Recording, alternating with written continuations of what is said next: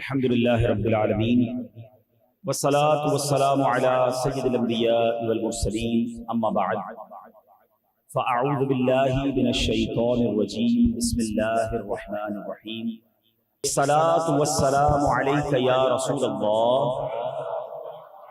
وعلى آلك وأصحابك يا حبيب الله الصلاة والسلام عليك يا نبي الله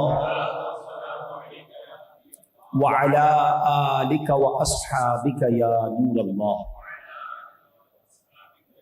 نبی پاک علیہ الصلوۃ والسلام کو اللہ کریم نے کیسی کیسی طاقتوں اور اختیارات سے نوازا۔ ماشاءاللہ یہ ایک ایسا باب ہے جو نہ ختم ہونے والا ہے کہ دنیا میں بڑے لوگ دیکھے ہیں جو کسی محلے پر کونسلر بن جاتے ہیں، کسی علاقے پر جناب قومی اسمبلی یا صوبائی اسمبلی کا ممبر بن کر کنٹرول ملتا ہے، کوئی شہر کا گورنر، کوئی صوبے کا وزیر اعلیٰ، کوئی ملک کا وزیر اعظم۔ دنیا میں کئی لوگ ہیں جن کے پاس کچھ علاقوں کا کنٹرول ہے، مگر ایسی شخصیت کائنات میں کوئی نہیں آئی جو زمین پر رہ کر آسمانوں پر تصرف کر رہا ہو، جو انگلی کا اشارہ کریں تو چاند کو دو ٹکڑے کر دیں، جو ہاتھ اٹھائیں تو سورج کو واپس پلٹائیں، جو ہاتھ اٹھائیں تو اللہ بارش برسا دے اور انگلی کا اشارہ کریں تو بادل کٹ جائے۔ ایسے اختیارات اور ایسے کمالات ہیں کہ عقل حیران ہو جاتی ہے۔ بریلی کے تاجدار کہتے ہیں نا، تیرے تو وصف عیب تناہی سے ہیں بری، حیران ہوں میرے شاہ میں کیا کیا کہوں تجھے۔ تو یہ والی سائٹ تو بڑی کمال کی ہے، مگر یہ اسپرچول پاور ہیں، روحانی طاقتیں ہیں۔ مگر نبی پاک علیہ الصلوۃ والسلام کو رب کریم نے جسمانی طاقت سے کیسا نوازا تھا، یعنی باڈی کے لحاظ سے جسمانی طور پر طاقت کا عالم کیا تھا۔ لوگ بڑا پراؤڈ فیل کرتے ہیں کہ بھائی میں بڑا طاقتور ہوں، جم وم جاتے ہیں اور بڑی باڈی شاڈی بناتے ہیں۔ آؤ میں بتاتا ہوں اللہ نے اپنے حبیب کو تمام کمالات سے نوازا تو جسمانی طاقت کیسی تھی۔ ایک بار غزوہ خندق کا موقع تھا، صحابہ کرام علیہم رضوان جو ہیں وہ خندق کھود رہے تھے۔ اچھا یہ بڑا ڈیفیکلٹ ٹائم تھا۔ جو مزدور ہوتا ہے وہ مزدوری کر سکتا ہے، ہر بندہ مزدوری نہیں کر سکتا۔ ہم میں سے، آپ میں سے کسی کو کوئی کہے چلے ذرا روڈ پہ ایک کھڈا بنا دیں، ہم شاید پورا دن بھی کوشش کریں تو نہیں ہو سکے گا، لیکن کسی مزدور کو بلائیں، وہ ماشاءاللہ اس کی جان ہوتی ہے، اس کی ہیبٹ ہوتی ہے، وہ تھوڑی 2-4 گھنٹوں میں ایک کھڈا بنا دے گا، ایک پورا ہول بنا دے گا۔ اب صحابہ کرام یہ کام کے عادی تو نہیں تھے، اور پہلی بار اسلام میں یہ مشورہ آیا تھا سیدنا سلمان فارسی رضی اللہ تعالیٰ کی طرف سے کہ ایک نئی اسٹریٹجی پلان کرتے ہیں کہ اس بار ہم جنگ ایسے لڑیں گے کہ کفار اور ہمارے درمیان ایک ٹنل بنا دیں، ایک خندق بنا دیں۔ ماشاءاللہ جو لوگ گئے ہیں 7 مساجد، اب وہاں 5 مساجد ہیں، تو وہ جگہ اصل ایگزیکٹلی وہی جگہ تھی کہ جہاں خندق کھودی گئی تھی۔ پیچھے پہاڑ تھا، آگے خندق کھود دیں گے، اس میں آگ لگا دیں گے تو کیا ہوگا کہ غیر مسلم ہماری طرف نہیں آ سکیں گے اور ہم سیکیور ہو جائیں گے، مگر وہ خندق بھی بڑی چوڑی اور بڑی گہری بنانی تھی۔ اب صحابہ کرام سبحان اللہ سارے لگے ہوئے ہیں، کدالے لے کر، پھاوڑے لے کر اور خندق کھود رہے ہیں۔ اچھا یہ ایک تو یہ کام جو جس کی عادت نہیں تھی۔ دوسرا کیا ہوا کہ بندہ تگڑا ہو، پیٹ بھرا ہوا ہو، انرجی ہو تو کام بڑا اچھا کرتا ہے، اور اگر بھوک کا عالم ہو تو بندہ پیدل بھی نہیں چل سکتا۔ بھوک کتنی تھی؟ اسی غزوہ خندق کے دوران صحابہ کرام نبی پاک کے پاس آئے اور کہا حضور بھوک لگی ہے۔ ایک صحابی نے اپنا کرتا اوپر اٹھایا اور پیٹ پر ایک پتھر باندھا ہوا ہے۔ نبی پاک علیہ الصلوۃ والسلام نے اپنا کرتا مبارک اٹھایا تو پیٹ پر 2 پتھر مبارک تھے۔ ذرا سوچئے، اس قدر فاقہ، قحط، بھوک کا عالم، اور مزدوری کرنی ہے، خندق کھودنی ہے، جنگ لڑنی ہے اللہ کی راہ میں، کیا قربانیاں تھی۔ اب ذرا سوچئے، صحابہ کرام جب خندق کھود رہے تو ایک بہت بڑی چٹان آ گئی۔ ہم نے بھی کبھی کبھی دیکھا ہوگا جب بلڈنگ وغیرہ مزدور توڑتے ہیں تو اچانک کوئی پلر آ جاتا ہے بیچ میں جو پھر ہتھوڑے سے نہیں ٹوٹتا، اس کے لیے بعض اوقات مشین منگوانی پڑتی ہے کہ بھائی تو کانکریٹ ہے، بڑا خطرناک ہے، بڑا جو ہے وہ وزنی ہے۔ تو اب کیا ہوا، صحابہ کرام کو تو پتا تھا ہماری جو کام اٹکتا ہے، جو کام مشکل میں آ جاتا ہے، ہمارے پاس تو ایک ایسی ہستی ہیں کہ جن کے پاس جاؤ تو نہیں سنتا ہی نہیں مانگنے والا تیرا۔ آ کر عرض کی حضور ایک پتھر ہے، ایک چٹان ہے جو ہم سے ٹوٹ ہی نہیں رہی۔ نبی پاک کے پیٹ پر 2 پتھر بندھے ہوئے، آقا علیہ الصلوۃ والسلام تشریف لائے، آپ نے وہ پھاوڑا اٹھا کر ایک بار مارا اللہ کا نام لے کر، روایتوں میں لکھا وہ ریت کے بھربھرے ٹیلے کی طرح بکھر گیا۔ تو اللہ پاک نے ان بازوؤں کو ایسی طاقت دی۔ سیدی اعلیٰ حضرت کہتے ہیں نا، جن کو بارے دو عالم کی پرواہ نہیں، ایسے بازو کی قوت پہ لاکھوں سلام۔ اللہ یا رسول اللہ صلی اللہ علیہ وسلم۔ اب کیا ہوا، یہ تو ایک واقعہ، ایسے بہت سارے واقعات ہیں۔ عرب کے زمانے میں، ہمارے اب بھی ہوتی ہے، اس زمانے میں زیادہ ہوتی تھی، پہلوانی کے مقابلے ہوتے تھے۔ جیسے آج ہمارے یہاں اناؤنس کرتے ہیں کہ فلاں ہیوی ویٹ چیمپئن ہے، ورلڈ چیمپئن ہے۔ اس زمانے کا ایک پہلوان تھا جس کا نام تھا رکانہ۔ اس کا دعویٰ تھا اور اس کا ریکارڈ یہ تھا کہ آج تک وہ کوئی کشتی نہیں ہارا تھا۔ اس کی پیٹھ زمین پر کوئی عرب کا پہلوان نہیں لگا سکا تھا۔ ایک بار وہ نبی پاک علیہ الصلوۃ والسلام کے سامنے سے گزرا، پیارے آقا علیہ الصلوۃ والسلام نے اس کو بھی اسلام کی دعوت دی۔ آقا تو سب کو اسلام کی دعوت دیتے تھے، تو وہ پہلوان تھا، اس کا دماغ بھی پہلوانوں والا تھا۔ کہتا ٹھیک ہے، اگر آپ مجھے کشتی میں گرا دیں تو میں آپ پر کلمہ پڑھ لوں گا۔ اب یہ بڑی ان یوزول سی بات ہے کہ ایک دین کے داعی، دین کے مبلغ، اللہ کی طرف بلانے والے پیغمبر سے آپ کشتی لڑنے کی بات کر رہے ہیں، مگر وہ پہلوان تھا۔ کہتا میں تو جب مانوں گا جب آپ مجھے کشتی میں گرا دیں، کیونکہ میں آج تک ہارا ہی نہیں۔ تو نبی پاک علیہ الصلوۃ والسلام نے فرمایا چلو ٹھیک ہے، آ جاؤ۔ اب ذرا آپ سوچئے گا، تھوڑا سینیریو سمجھیے کہ جب یہ اعلان ہوا ہوگا صحابہ میں اور اس علاقے کے لوگوں میں کہ رکانہ پہلوان کی کشتی ہو رہی ہے پیارے آقا علیہ الصلوۃ والسلام کے ساتھ، لوگ جمع ہو گئے۔ اور جیسے ہی رکانہ پہلوان سامنے آیا، نبی پاک علیہ الصلوۃ والسلام، جیسے کشتی کا آغاز ہوا تو کوئی داؤ پیچ نہیں لگے، کوئی فائٹ نہیں ہوئی۔ آقا نے ہاتھ پکڑا اس کا اور ایک ہاتھ سے اس کو اٹھا کر پٹک دیا۔ اچھا، وہ شاکڈ، حیران، کہتے یہ میرے ساتھ کیا ہوا؟ آج تک تو کبھی ایسا ہوا ہی نہیں کہ میں زمین پر گرا ہوں۔ کہتے نہیں، دوبارہ کریں ذرا، یہ مجھے سمجھ نہیں آیا ہوا کیا ہے، دوبارہ آ جاؤ۔ وہ دوبارہ آ گیا سامنے، دوبارہ اس نے بڑے اپنے داؤ پیچ دکھانے کی کوشش کی۔ نبی پاک نے اس کو ایک ہاتھ سے اٹھا کر پٹک دیا۔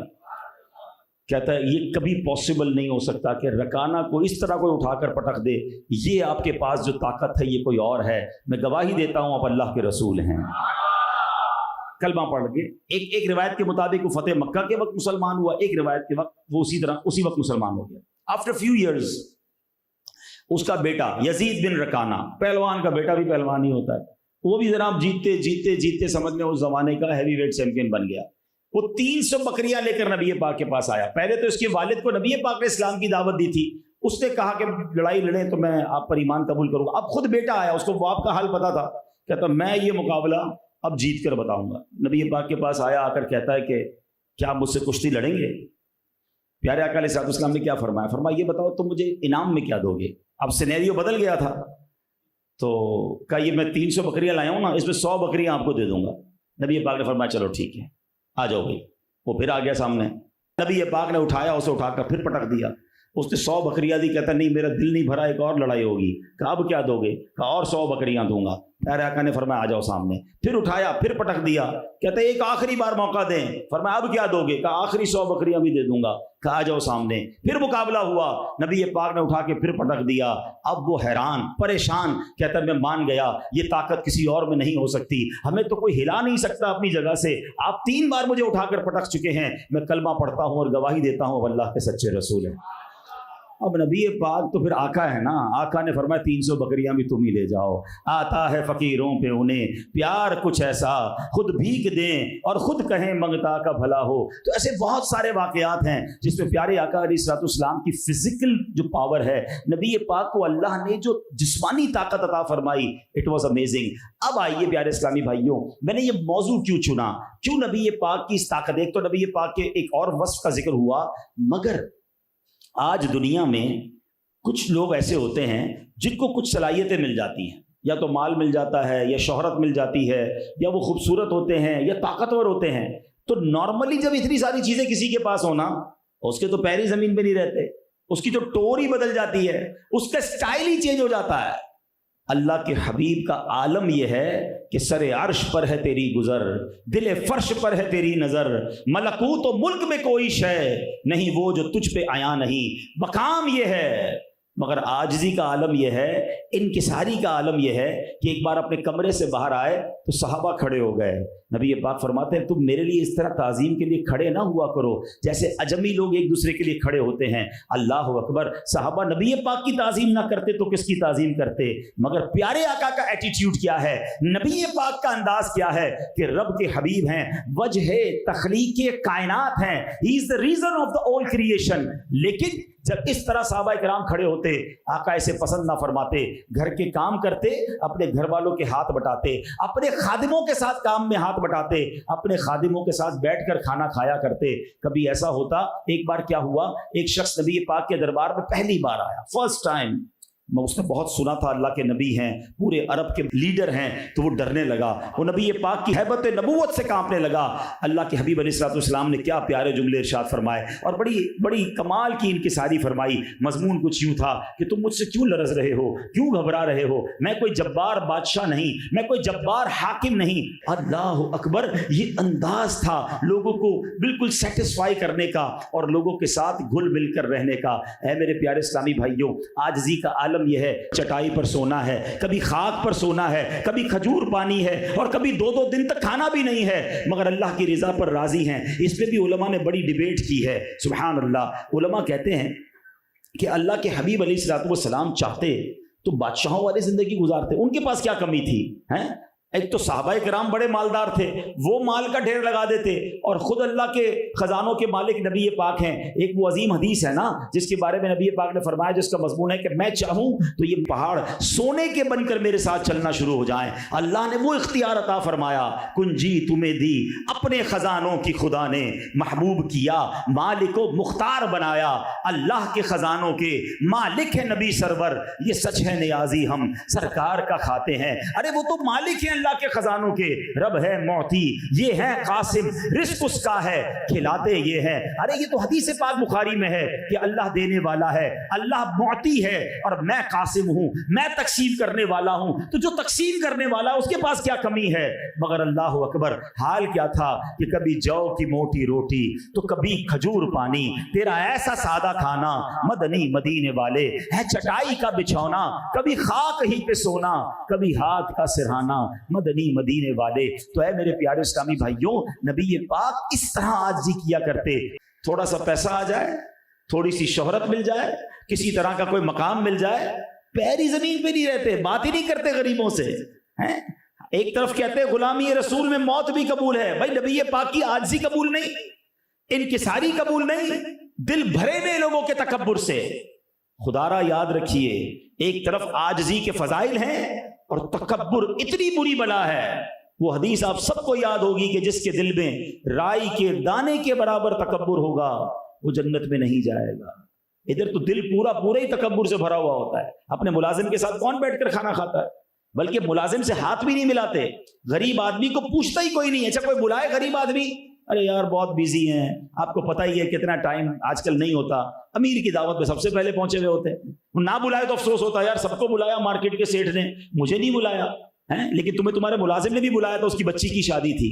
آپ بلیو کریں، یقین کریں، آپ اپنے ملازم اپنے کسی غریب رشتہ دار کے گھر دعوت میں جائیں، وہ ساری زندگی یاد رکھے گا، اتنا دل سے دعائیں دے گا۔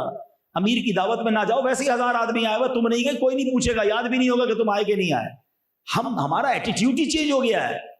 پلیز نبی پاک کی عاجزی کا صدقہ حاصل کریں، لوگوں سے گلے ملے، جسے دیکھیں عاجزی کا ایک طریقہ کیا ہے، تکبر دور کرنے کا ایک طریقہ حدیثوں میں آیا کہ سلام کو عام کرو، جس کو جانتے ہو یا جس کو نہیں جانتے سب کو سلام کریں، آگے بڑھ کے خود سلام کریں، آپ کا دل نرم ہونا شروع ہو جائے گا، تکبر اترنا شروع ہو جائے گا۔ ہم تو ہاتھ بھی اس سے ملاتے ہیں جس کو جانتے ہیں، ہمارے لیول کا ہونا چاہیے۔ نہیں میرے پیارے اسلامی بھائی، میں آپ کو 2-3 مشورے دیتا ہوں، آپ ایک عجب خوشی محسوس کریں گے۔ ایک تو جیسے میں نے کہا کہ جب بھی آپ کو آپ کا ملازم، آپ کا کوئی غریب رشتہ دار بلائے، آپ ضرور جائیں اس کے گھر، اس کی دال روٹی بیٹھ کے مزے سے کھائیں، اس کے بچوں سے بات کریں، اس کے گھر میں بیٹھ جائیں، اس کے ساتھ، اس کو فیل نہ کرائیں کہ آپ کو مزہ نہیں آ رہا، اس کے گھر میں کمرہ اچھا نہیں ہے تو ریلیکس نہیں ہے، کوئی بات نہیں، وہ ساری زندگی یاد رکھے گا کہ میرا صاحب میرے گھر آیا تھا۔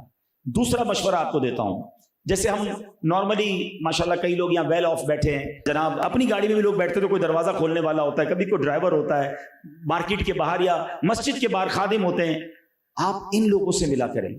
ہم لوگ بعض اوقات اندر داخل ہوتے ہیں، چوکیدار باہر کھڑا ہوتا ہے، اس سے کوئی نہیں ملتا، آپ رک جائیں، 1 سیکنڈ کی بات ہے، سلام کریں، ہاتھ ملائیں، مزے سے ہاتھ مسکرا کر، طبیعت کیسی ہے آپ کی، ٹھیک ہے، اور سب ٹھیک ہے، دعاؤں میں یاد رکھیے۔ آپ یقین کرو، آپ اندر چلے جاؤ گے 10 منٹ تک سوچتا رہے گا کہ پورے دن میں ایک ہی آدمی تھا جس نے مجھ سے ہاتھ ملایا، نہیں ملتے لوگ۔ اچھا کبھی آپ مسجد میں دیکھا ہوگا خادم پوچھا لگاتا ہے، اس کو ایک بار روکے، اس کو سینے سے لگا دیں، اس کو ایک بار سینے سے لگائیں، وہ خیریت تو ہے، بس آپ سے ملنا تھا، طبیعت کیسی ہے آپ کی، ہر چیز پیسوں سے نہیں دی جاتی ہے. کچھ مسکراہٹیں، کچھ پیار جو ہے نا وہ زندگی بھر یاد رہ جاتا ہے. اعلیٰ حضرت کہتے ہیں نا، شربت نہ دیں کریں بات لطف سے. پیار سے تو بات کر لو یار. شربت نہ دیں کریں بات لطف سے. یہ شہد ہو تو پھر کسے پرواہ شکر کی ہے.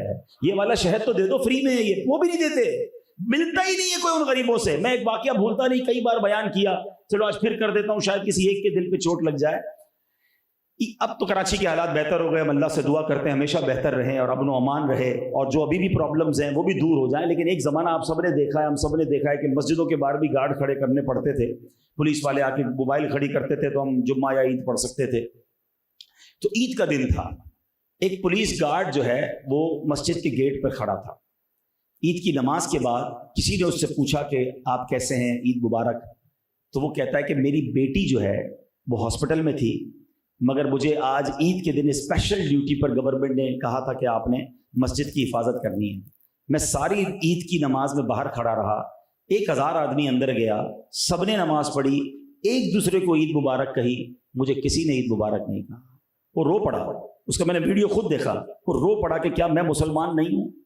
آپ سوچیں، ہمیں اس طرح کے لوگوں کو زیادہ ملنا چاہیے. یہ آپ کے دل میں عاجزی پیدا کرے گا. تکبر اللہ کو بہت ناپسند ہے. شیطان کیوں برباد ہوا؟ اس کی ایک ہی تو وجہ تھی نا، یا تو اس کو حسد ہو گیا تھا حضرت آدم سے، یا اس کو تکبر ہو گیا کہ میں بہتر ہوں اس سے. تو آج ہم بھی تو یہ کہہ رہے ہوتے میں اس سے بہتر ہوں، یہ غریب میں امیر ہیں جناب، یہ تو اس خاندان والا تو میں اس خاندان والا، تو یہ فلاں تو میں فلاں. نہیں بھائی، ہم سب آقا کے امتی ہیں، ہم نبی پاک کے امتی، اور وہ اللہ کے حبیب ہو کر غلاموں کے ساتھ کبھی کسی. میں آپ کو ایک اور مشورہ دیتا ہوں، دیکھیں یہ مشورے آپ بھی کہیں گے کہ مولانا صاحب کو کیا ہو گیا، عجیب عجیب باتیں کر رہے ہیں، لیکن جو عمل کرے گا وہ انشاءاللہ دل میں جو سکون محسوس کرے گا نا. آپ نے دیکھا ہوگا آپ کے کبھی کبھی ملازمین گھر سے کھانا لے کر آتے ہیں آفس میں، آپ اپنا لنچ الگ کر رہے ہوتے ہیں، وہ الگ کر رہے ہوتے ہیں. کبھی موقع نکال کر کہ یار کیا ہے آپ کے گھر سے، میں آپ کے ساتھ بیٹھ کر کھاؤں گا. ہاں، آپ ان کے ساتھ بیٹھ جائیں اور 2 نوالے اس کے گھر کے کھانے کے کھا لیں. حالانکہ اس کا کھانا کم ہو جائے گا، مگر یقین کریں اس کو دل چوڑا ہو جائے گا، اس کو بڑا اچھا لگے گا. ہیں الحمدللہ میں نے یہ پریکٹس کی ہے، میں اس لیے آپ کو باتیں بتا رہا ہوں. بلکہ کبھی کبھی دیکھو کسی اور طریقے سے نواز دینا، کبھی اس کو کہ یار اس دن جو آپ نے دال روٹی کھلائی تھی نا، اب جب بھی آئے مجھے بتانا، میں نے دوبارہ تمہارے ساتھ کھانی ہے. وہ اسپیشل بنا کے لائے گا. ٹھیک ہے، غریب کے بجٹ پر بوجھ پڑے گا، آپ الگ سے کوئی اس کو ہیلپ بعد میں کر دینا، لیکن یہ دل جیتنے والے کام ہیں. ہمارے دلوں میں بھی عاجزی آ جائے گی، کبھی کسی کو اپنے سے کمتر نہ سمجھیں. تو بہرحال میرے پیارے اسلامی بھائیوں، آج کا یہ بیان ایک تو نبی پاک کے ایک کمال کا ذکر کرنا تھا، اور دوسرا پیارے آقا کا جو وصف عاجزی اور انکساری والا ہے اس کو اپنائیے. کبھی کسی سے غلطی ہو جائے، ملازم سے غلطی ہو جائے تو معافی درگزر بھی کیا کرو. ہر بات کی سزا نہیں دی جاتی، ہر بات پہ ڈانٹا نہیں جاتا. اللہ کے حبیب علیہ الصلوۃ والسلام کے ایک صحابی کا ایک غلام تھا، اس سے ایک غلطی ہو گئی، انہیں بڑا غصہ آیا، انہوں نے کوڑا اٹھایا، اس کو مارنے کے لیے پیچھے سے آواز آئی کہ کوئی ہے جو تم پر اس سے زیادہ قدرت رکھتا ہے جو تم اپنے غلام پر رکھتے ہو. جب صحابی نے مڑ کر دیکھا تو نبی پاک پیچھے کھڑے ہوئے تھے. آقا تشریف فرما تھے کہ حضور میں معافی مانگتا ہوں، اپنے غلام کو آزاد کرتا ہوں. آقا علیہ الصلوۃ والسلام نے کچھ اس طرح فرمایا، اگر تم ایسا نہ کرتے تو تمہیں آگ چھوتی. مگر آج ملازم کو گالیاں دینا ہے، غلطی ہو جائے تو اس کو منہ میں جو آیا بول دینا ہے. وہ غریب بھی سر جھکا کر اس لیے سنتا ہے کہ سامنے بولوں گا تو نوکری چلی جائے گی. مگر یاد رکھو، آج اگر کسی نے کسی کے ساتھ زیادتی کی نا، تو ایک دن آئے گا جب مظلوم کا ہاتھ ہوگا اور ظالم کا گریبان ہوگا. ایک آخری حدیث سنا دیتا ہوں، اس کے بعد اپنی گفتگو کو ختم کرتا ہوں. نبی پاک علیہ الصلوۃ والسلام نے ایک بار صحابہ کرام سے سوال کیا، بتاؤ مفلس کون ہے؟ اچھا، صحابہ نے بھی وہی جواب دیا جو شاید ہم سارے جواب دیں. اگر میں آپ سے پوچھوں بتاؤ غریب کون ہے، مفلس کون ہے، تو آپ کہیں گے جس کے پاس پیسے نہیں ہیں. صحابہ نے کہا حضور جس کے پاس درہم و دینار نہیں ہے وہ مفلس ہے. اللہ کے حبیب علیہ الصلوۃ والسلام نے فرمایا نہیں. حدیث کا خلاصہ ہے، آپ فرماتے ہیں مفلس وہ ہے جو قیامت کے دن نمازیں بھی لے کر آئے گا، روزے بھی لے کر آئے گا، مگر اس حال میں آئے گا کسی کو گالی دی ہوگی، کسی کا مال دبایا ہوگا. آج لوگ کہتے ہیں بھائی میں نے نہیں دینے پیسے، جو کرنا ہے کر لو. آج کوئی کر نہیں سکتا نا، تو ایک دن آئے گا جب تمہارے اوپر جب انصاف ہوگا نا اللہ کی بارگاہ میں. آقا فرماتے ایک ایک کر کے لوگ اس کی نیکیاں لے جائیں گے، مگر بندے اتنے سارے ہوں گے کہ نیکیاں ختم ہو جائیں گی، ابھی بھی حق باقی رہے گا. اب کیا ہوگا؟ اللہ تو انصاف فرمانے والا ہے نا، اس کی ساری نیکیاں چلی گئی مگر ابھی بھی حق لینے والے باقی ہیں. نبی پاک فرماتے ہیں پھر ان لوگوں کے گناہ اس کے سر ڈالے جائیں گے. ادھر کرنسی جو ہے نا، جنہیں کرنسی کہہ لیں، مال کہہ لیں، وہ اعمال ہی ہوگا. پلس میں وہ ہوگا جس کی نیکیاں زیادہ ہیں، مائنس میں وہ ہوگا جس کے گناہ زیادہ ہیں. تو فرمایا ان لوگوں کے گناہ اس کے سر ڈالے جائیں گے. اور پھر اعلان ہوگا کہ اس شخص کو جہنم میں ڈال دیا جائے۔ یہ ہے مفلسی کہ قیامت کے دن حقوق العباد لے کے مت چلے جانا، ادھر معافی مانگ لو، کوئی حرج نہیں کہ ملازم کا دل دکھایا، ملازم سے بھی معافی مانگنے میں حرج نہیں ہوتا کہ بھائی میں نے اس دن ڈانٹ دیا تھا یار اللہ کی رضا کے لیے معاف کر دینا۔ بندہ چھوٹا نہیں ہوتا معافی سے، بلکہ اللہ میرے پیر و مرشد امیر اہل سنت کو سلامت رکھے، آپ نے تو وہ تاریخی جملے ارشاد فرمائے جو بندہ سنے تو حیران ہو جاتا ہے۔ آپ فرماتے ہیں اگر شوہر نے بیوی کے ساتھ زیادتی کی ہے، وہ عورت ہے بھائی لیکن دل وہ بھی رکھتی ہے، وہ کہاں جائے گی بیچاری، جو منہ میں آیا، مارکیٹ میں نقصان ہوا گالیاں وہ سنتی ہے، یہ نہ کیا کرو۔ تو اب امیر اہل سنت فرماتے ہیں اگر شوہر نے بیوی کے ساتھ ناحق زیادتی کی ہے، شوہر کو بیوی سے معافی مانگنی ہوگی۔ باپ نے بیٹے کے ساتھ زیادتی کی ہے، ہم ماں باپ کے حقوق تو بیان کرتے ہیں مگر باپ کے پاس یہ حق نہیں ہے جب چاہے اولاد کو ذلیل کرتا رہے اور ناحق کہتا رہے۔ فرمایا باپ نے اگر بیٹے کے ساتھ زیادتی کی ہے تو باپ کو بیٹے سے معافی مانگنی ہوگی۔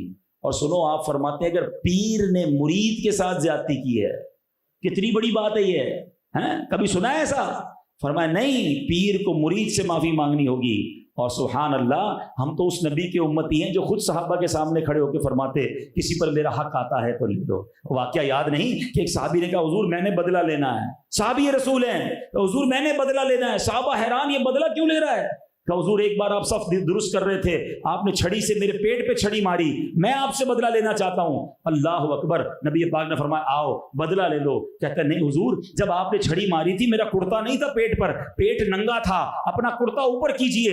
اللہ کے حبیب نے کرتا اوپر کیا، صحابہ کی چیخیں نکل گئیں کہ یہ کیا کرنے جا رہا ہے، مگر وہ بھی تو دیوانے تھے، انہوں نے بدلہ نہیں لینا تھا، دوڑتے ہوئے آئے اور نبی پاک سے لپٹ گئے۔ کہتے حضور تمنا یہ ہے جنگ ہونے والی ہے، مرنے سے پہلے میرا جسم آپ کے جسم سے چھو جائے، پھر مجھے کسی آگ نے نہیں جلانا ہے۔ لیکن ایٹیٹیوڈ، انداز، اللہ کے حبیب اعلان کر رہے کسی کا حق آتا ہے تو لے لو، ہمیں معافی میں شرم آ رہی ہوتی ہے، یار ملازم سے معافی مانگوں گا تو میں تو میری ویلیو کیا رہے گی، بیوی سے میں معافی مانگوں گا، میں اپنے بچوں کے سامنے، ارے کچھ نہیں ہوتا، ادھر مانگ لو، اگر ادھر کوئی کھڑا ہو گیا نا سامنے اس دن مارے جاؤ گے، اس دن معافی نہیں چلے گی کہ یا اللہ اس کو کہہ دے مجھے معاف کر دے، اس دن نیکیاں دینی پڑیں گی۔ اس سے بہتر ہے کہ دنیا میں عاجزی، انکساری، معافی، درگزر، نرمی اپناؤ۔ لڑنا جھگڑنا کچھ لوگوں کی صبح سے لے کر شام تک عادت، جس سے ملیں گے لڑائی ہو رہی ہے، کچھ نہ کچھ طنز کر کے چلے جائیں گے، کسی کو ڈانٹ کے چلے جائیں گے، تمہیں نہیں پتا یہ سارا اکاؤنٹ تمہارا جمع ہو رہا ہے، قیامت کے دن یہ لائن لگا کے کھڑے ہوں گے معذرت کے ساتھ۔ میں ایسے بھی بزرگوں کو دیکھا 5 وقت کے نمازی ماشاءاللہ، بڑی اچھی بات ہے، مگر جب مسجد میں جائیں گے کسی سے لڑائی کر کے آئیں گے، کبھی مؤذن صاحب کو بول رہے ہوں گے، کبھی امام صاحب کو بول رہے ہوں گے، کبھی کسی مقتدی کو بول رہے، یار آپ نماز پڑھتے پڑھتے 4 آدمیوں کا دل دکھا کے آ رہے ہو، قیامت کے دن کیا کرو گے آپ؟ حقوق العباد مت بھولو۔ تو بہرحال آج کے اس پیغام کو ضرور محسوس کیجئے، اس پر عمل کیجئے، اللہ پاک عمل کرنے کی توفیق دے، اور یہ پیاری باتیں دعوت اسلامی کے مدنی ماحول میں سکھائی جاتی ہیں، دعوت اسلامی کے ماحول سے وابستہ رہیں، اللہ پاک ہم سب کو عمل کرنے کی توفیق عطا